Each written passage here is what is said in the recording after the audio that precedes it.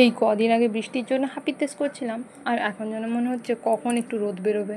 সত্যি কী যে চাই না আমরা নিজেরাই জানি না। সো হ্যালো এভরিওয়ান, কেমন আছো তোমরা সবাই? আশা করছি সবাই খুব ভালোই আছো। আমি ভালো কি মন্দ আছি সে ঠিক বলতে পারবো না।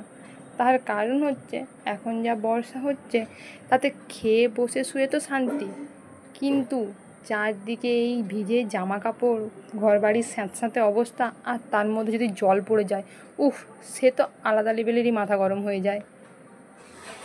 কিন্তু সেসব কিছু সাইডে রেখে আমি চলে এসেছি রান্নাঘরে। আজকে যেহেতু বৃহস্পতিবার, আমাদের বাড়িতে আজকে মাছ মাংস ডিম কোনো কিছুই হবে না, শুধুমাত্র সবজি আর ডাল ভাত হবে।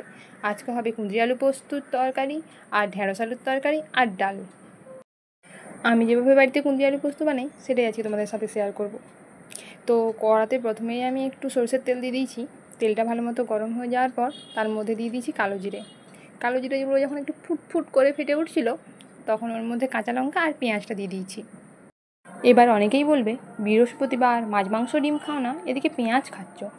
তো পেঁয়াজটা অ্যাকচুয়ালি আমিষ না নিরামিষ আমার মাথায় ঢোকে না, ওটা তো একটা সবজির মতোই, তাহলে ওটাকে আমিষ কেন বলা হয় সেটাও আমি জানি না।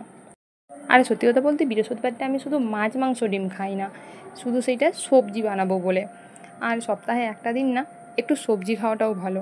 সব দিন ওই মাছ মাংস ডিম না খেয়ে একটা আধটা দিন তো সবজি খাওয়া ভালো, তো সেই জন্য আমি বৃহস্পতিবারটিকে ধরে রেখে দিয়েছি, এই আর কি। তো সে যা পারে হোককে। তো কুঁদরি আলুটা দিয়ে ওর উপর থেকে নুন, লঙ্কার গুঁড়ো, হলুদ গুঁড়ো সমস্ত কিছু দিয়ে, আর ওপর থেকে একটা কেটে রাখা টমেটো দিয়ে ভালো করে নাড়িয়ে চাড়িয়ে নিচ্ছিলাম। দিয়ে দেখো বেশ ভালো মতো ভাজা ভাজা হয়ে গেছে। এবার মশলাটা আমি আগে থেকেই বেটে রেখেছিলাম।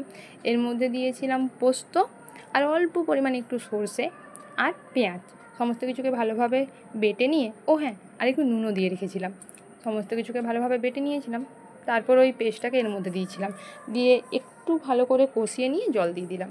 ব্যাস, এইভাবেই করলেই আমাদের কুঁদরি আলু পোস্ত রেডি। এমন কোনো তামঝাম নেই। ও, আমি আবার একটু চেখেও দেখছিলাম নুনটা ঠিক মতো হয়েছে কি না। আমার না বেশিরভাগ তরকারি রান্না হয়, আমি মনে করি তরকারিতে নুন হয়ে যাওয়ার থেকে আর না হওয়া ভালো, পরে নুন দিয়েও খাওয়া যায়। অনেক জ্ঞান দিয়ে দিলাম, আর জ্ঞান দিতে দিতে এদিকে আমার ভাতটাও হয়ে গেছে। ভাতটা মোটামুটি সেদ্ধই হয়ে গেছে। তো এটাকেও আমি এবারে ফ্যান ঝরাতে নামিয়ে দেবো। ভাতটা ফ্যান ঝরাতে নামিয়ে দিয়েই মাঝে মাঝে বাইরে গিয়ে একটু চেক করছিলাম যে বৃষ্টি কি এখনও পড়ছে না বন্ধ হয়েছে। যদি বৃষ্টি একটু বন্ধ হয়, ভেজে জামা কাপড় একটু বাইরে দেবো। সত্যি বিরক্তি লাগে। আর দেখো, আমার আলু পোস্তটাও কমপ্লিট, ও সরি, কুঁদরি আলু পোস্ত এটাও কমপ্লিট।